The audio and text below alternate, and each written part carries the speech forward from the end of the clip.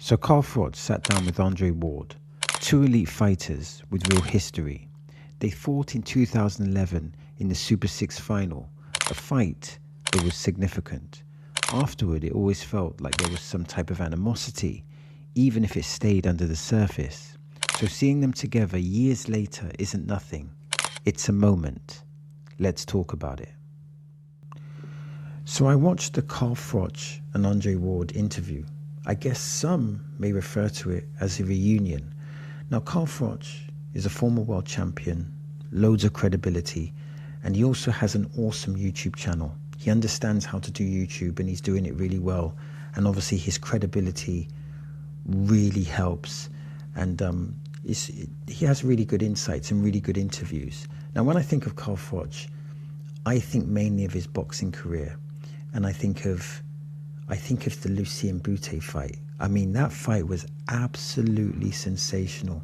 And people tend to forget that Lucien Boutte at the time was considered to be not only a good fighter, but going on to be a great fighter. Many people thought he was going to be dominant. And Carl Froch went into that fight and respectively, he demolished him. He went in there with passion, purpose. He had a great game plan and he just got straight to it. And Boutte just couldn't, he just couldn't handle Carl Froch that night.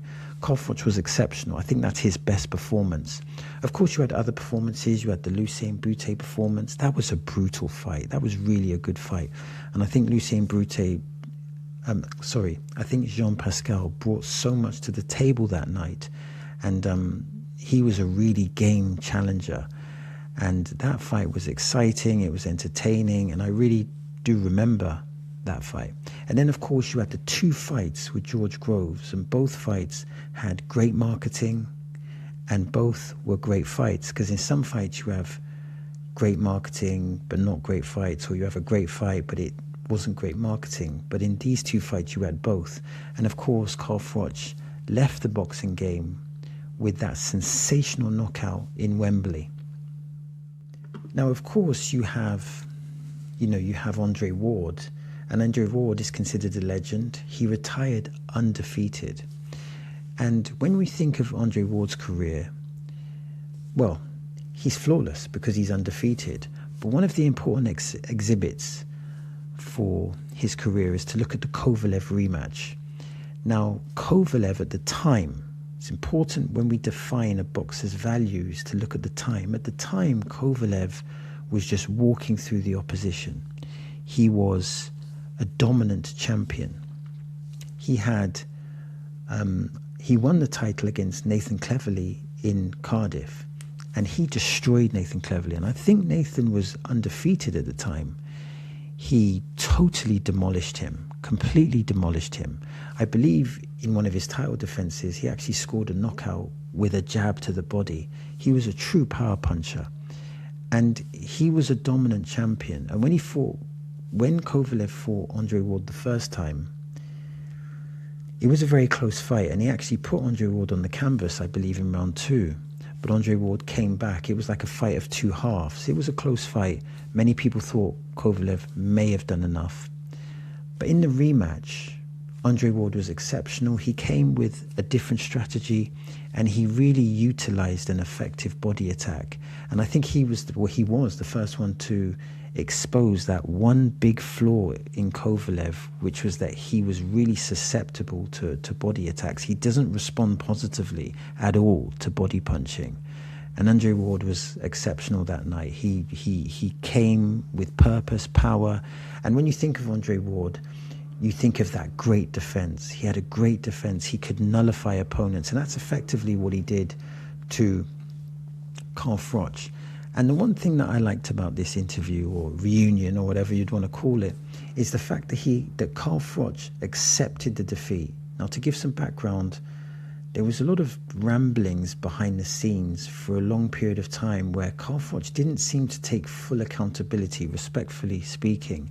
And there seemed to be maybe a bit of bad blood. Now, you never know how much of this is just for the public or how much of this is real. But face to face, Carl Froch took accountability, and he gave Andre Ward his flowers. Now, one of the negative narrative biases about Andre Ward is that he's a boring fighter, which is basically just minimalizing his great accomplishments. But Carl Froch acknowledged that he was a great fighter, acknowledged that he won the fight, and also acknowledged that the judges, that I think one of the judges or two of the judges had it close. He acknowledged that that was bad judging, to put it politely. But also Andre Ward acknowledged respectively that there was a right hook to the body, or a straight right to the body, that Andre Ward actually felt after the fight. So it was a really positive exchange. And obviously both of these guys, they have great credibility in the game. They're both great champions. So that was a really nice moment to see. And it was also good to see both of them, because when you think about it, in this interview, they're both doing business, because you think Carl Froch has a very successful YouTube channel. Andre Ward has a successful YouTube channel. I believe both of them do broadcasting as well.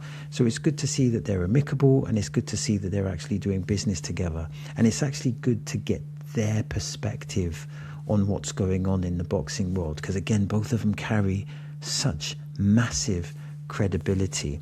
And one of the things that kind of struck me was that they spoke briefly about the potential of a comeback.